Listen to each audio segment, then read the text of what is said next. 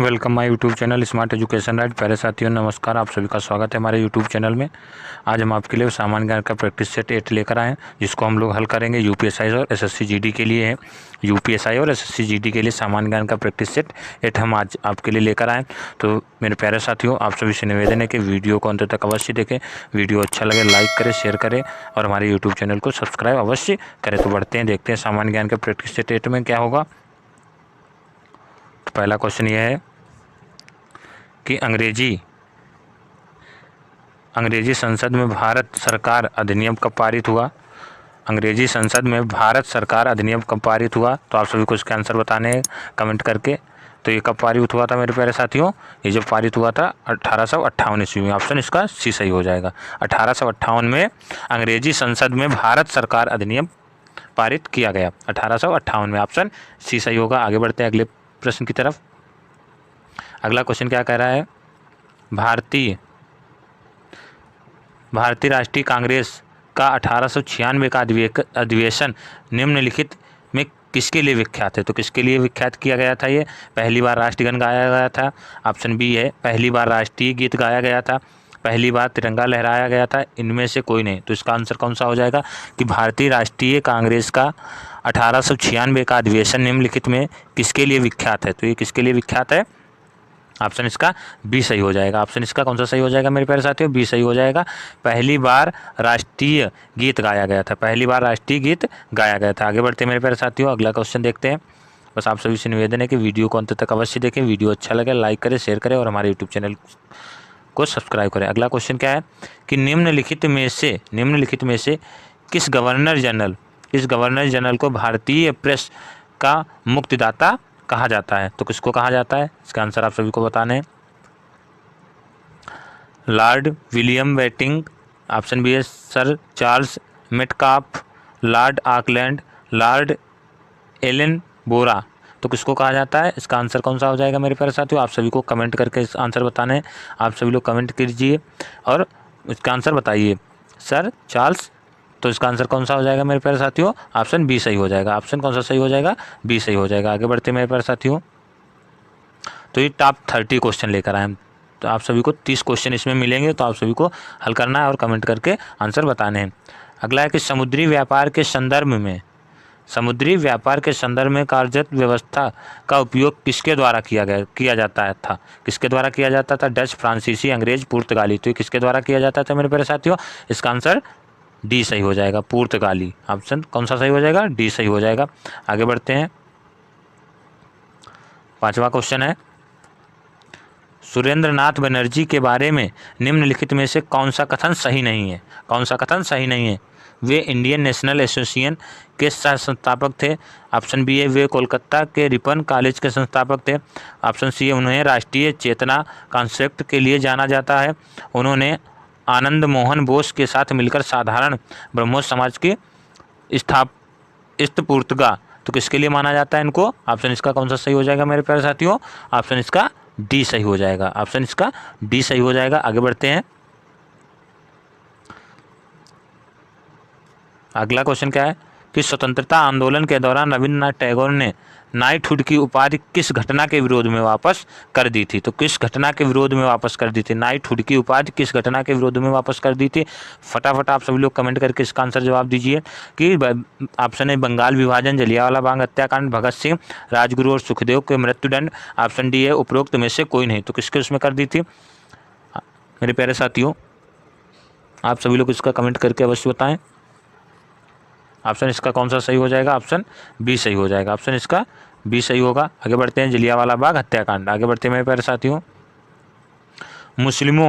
अगला क्वेश्चन है कि मुस्लिमों के लिए अलग मतदाता दल के लिए किस कांग्रेस अधिवेशन को जाना जाता है। किस कांग्रेस अधिवेशन को जाना जाता है, कराची अधिवेशन 1913, बॉम्बे अधिवेशन 1915, लखनऊ अधिवेशन 1916, कलकत्ता अधिवेशन 1917। तो किसको माना जाता है, ऑप्शन इसका कौन सा सही हो जाएगा मेरे प्यारे साथियों, इसका ऑप्शन सी सही हो जाएगा, लखनऊ अधिवेशन 1916। लखनऊ अधिवेशन 1916। आगे बढ़ते हैं, भारत में अगला क्वेश्चन है, भारत में पहली यूरोपीय बस्ती किस स्थान पर स्थापित की गई थी। भारत में पहली यूरोपीय बस्ती किस स्थान पर स्थापित की गई थी, कोच्चि, चिंसुरा, सूरत, चेन्नई। तो इसका आंसर कौन सा हो जाएगा मेरे प्यारे साथियों? इसका ऑप्शन हो जाएगा ए, कोच्चि में। तो मेरे प्यारे साथियों, आप सभी को वीडियो अच्छा लगे लाइक करिए, शेयर करिए और हमारे यूट्यूब चैनल के साथ बने रहिए। इसी तरीके से आप सभी को एसएससी जीडी के प्रैक्टिस सेट करवाए जाएंगे और यूपीएसआई और एसएससी जीडी की बेहतर तैयारी करने के लिए हमारे यूट्यूब चैनल के साथ बने रहिए मेरे प्यारे साथियों। आगे बढ़ते हैं। अगला क्वेश्चन है, निम्नलिखित में से किस राज्य ने अंग्रेजों को मुक्त व्यापार के लिए सुनहरा फरमान जारी किया? हैदराबाद। किस राज्य ने अंग्रेजों को मुक्त व्यापार के लिए सुनहरा फरमान जारी किया? हैदराबाद, बीजापुर, गोलकुंडा, अहमदनगर। तो किसने जारी किया? तो इसका ऑप्शन कौन सा हो जाएगा? ऑप्शन सी सही हो जाएगा, ऑप्शन गोलकुंडा। ऑप्शन इसका कौन सा सही हो जाएगा मेरे प्यारे साथियों? सी सही हो जाएगा। आगे बढ़ते हैं। अगला क्वेश्चन है, आप सभी लोग पढ़िए और इसका आंसर बताइए। सलबाई संधि किस युद्ध से संबंधित है? सलबाई संधि किस युद्ध से संबंधित है? तो इसका ऑप्शन हो जाएगा कौन सा सही हो जाएगा मेरे प्यारे साथियों? इसका ऑप्शन बी सही हो जाएगा, प्रथम आलंग मराठा युद्ध। आगे बढ़ते हैं। बक्सर की लड़ाई ईस्ट इंडिया कंपनी द्वारा किसके साथ लड़ी गई थी? बक्सर की लड़ाई ईस्ट इंडिया कंपनी की द्वारा किसके साथ लड़ी गई थी? तो ये किसके साथ लड़ी गई थी मेरे प्यारे साथियों? ऑप्शन इसका हो जाएगा मीर कासिम के साथ में, ऑप्शन ए सही होगा। आगे बढ़ते हैं। निम्नलिखित में से भारतीय शिक्षा मैग्ना कार्टा किसे कहा जाता है? मैग्ना कार्टा किसे कहा जाता है? तो आप सभी को इसका आंसर बताना है। मैग्ना कार्टा किसे कहा जाता है मेरे प्यारे साथियों? ऑप्शन कौन सा सही हो जाएगा? ऑप्शन ए सही हो जाएगा, वुड्स डिस्पैच। आगे बढ़ते हैं। आगे आप सभी को पढ़ना है, वारंकुलर प्रेस अधिनियम और शस्त्र अधिनियम किस वायसराय द्वारा पारित किया गया था? किसके द्वारा पारित किया गया था? इसका आंसर कौन सा सही हो जाएगा? इसका आंसर मेरे प्यारे साथियों ए सही हो जाएगा, आंसर ए सही हो जाएगा, लॉर्ड लिंटन द्वारा। आगे बढ़ते हैं। अगला क्वेश्चन है, निम्नलिखित में से किस वायसराय की हत्या कार्यकाल के दौरान हो गई थी? तो किसकी जो कार्यकाल के दौरान हो गई थी? आंसर बताएं सभी लोग। तो लॉर्ड मेयो की हत्या उसके कार्यकाल के दौरान हो गई थी। आगे बढ़ते हैं मेरे प्यारे साथियों, बहुत ही अच्छा ही टॉपिक है आप सभी के लिए। लॉर्ड रिपन ने हंटर आयोग का गठन किस लिए किया था? तो किसके लिए किया था? तो इसने जो किया था भारत में शिक्षा सुधार के लिए। ऑप्शन इसका बी सही हो जाएगा मेरे प्यारे साथियों, ऑप्शन इसका बी सही हो जाएगा। आगे बढ़ते हैं। भारतीय टंकण पर कागजी मुद्रा अधिनियम किस वायसराय ने पारित किया था? वायसराय ने किसने पारित किया था? तो इसका आंसर आप सभी को बताना है। इसका आंसर कौन सा हो जाएगा मेरे प्यारे साथियों? तो इसका आंसर सी सही हो जाएगा। इसका आंसर कौन सा सही हो जाएगा? सी सही हो जाएगा। आगे बढ़ते हैं। निम्नलिखित में से किसे मराठा मेकियावेली कहा जाता है? तो किसको मेकियावेली कहा जाता है? ऑप्शन इसका ए सही हो जाएगा, नाना फडणवीस को कहा जाता है। मेकियावेली नाना फडणवीस को कहा जाता है। आगे बढ़ते हैं मेरे प्यारे साथियों। श्रीरंगपट्टनम की संधि का संबंध किस युद्ध से है? तो किस युद्ध से है? ऑप्शन इसका कौन सा सही हो जाएगा? ऑप्शन बी सही हो जाएगा, तृतीय आलंग मैसूर युद्ध से। ऑप्शन बी सही होगा। आगे बढ़ते हैं। पूना समझौता के संदर्भ में कौन सा कथन असत्य है? पूना समझौता के संदर्भ में कौन सा कथन सत्य है? पहला है ऑप्शन ए, यह समझौता जवाहरलाल नेहरू और अम्बेडकर के बीच, यहाँ पर हो जाएगा अम्बेडकर के बीच हुआ था। ऑप्शन बी हो जाएगा, इसके तहत वंचित वर्ग में संयुक्त मतदाता समूह में रहने का फैसला किया। नंबर सी है, प्रांतीय विधान पालिकाओं को वंचित वर्ग की सीटों से आरक्षित किया गया। ऑप्शन डी है, इसके द्वारा सिविल सेवाओं से वंचित वर्ग को समुचित प्रतिनिधित्व प्रदान किया गया। तो इसका आंसर कौन सा हो जाएगा मेरे प्यारे साथियों? ऑप्शन ए सही हो जाएगा, यह समझौता जवाहरलाल नेहरू और अम्बेडकर के बीच हुआ था। आगे बढ़ते हैं मेरे प्यारे साथियों। महाद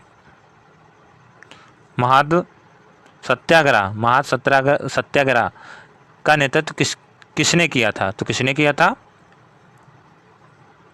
तो इसका सत्याग्रह का किसने किया था? भीमराव अम्बेडकर ने किया था। डॉक्टर भीमराव अम्बेडकर ने किया था। आगे बढ़ते हैं मेरे प्यारे साथियों। ईस्ट इंडिया कंपनी ने किस वर्ष बॉम्बे को पुर्तगालियों से प्राप्त किया? ईस्ट इंडिया कंपनी ने किस वर्ष बॉम्बे को पुर्तगालियों से प्राप्त किया था? 1663, 1668, 1670, 1689। तो कौन से सन में प्राप्त किया था? इसका आंसर बी सही हो जाएगा, 1668 में। कौन से सन में प्राप्त किया था? 1668 में किया था। आगे बढ़ते हैं मेरे प्यारे साथियों अगले क्वेश्चन की तरफ। अगला क्वेश्चन है,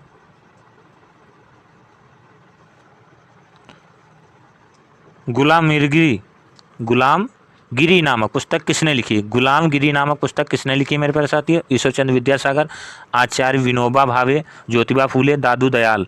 तो गुलामगिरी किताब किसने लिखी है?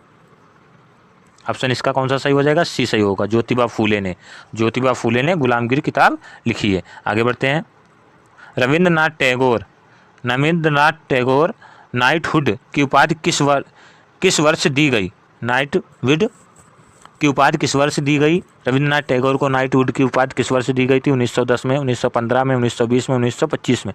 तो ये किस वर्ष किताब दी गई थी मेरे प्यारे साथियों? ये दी गई 1915 में, ये 1915 में दी गई थी। आगे बढ़ते हैं मेरे प्यारे साथियों, स्वतंत्रता संग्राम यानी स्वतंत्रता के समय भारतीय राष्ट्रीय कांग्रेस के अध्यक्ष कौन थे? तो कौन थे? महात्मा गांधी, जेबी कृपलानी, सरोजिनी नायडू, उपरोक्त में से कोई नहीं। कौन था? तो इसका आंसर हो जाएगा जेपी कृपलानी, ऑप्शन बी सही होगा। आगे बढ़ते हैं मेरे प्यारे साथियों, भारतीय पुरातत्व के विभाग को स्थायी संस्था कब बनाया गया?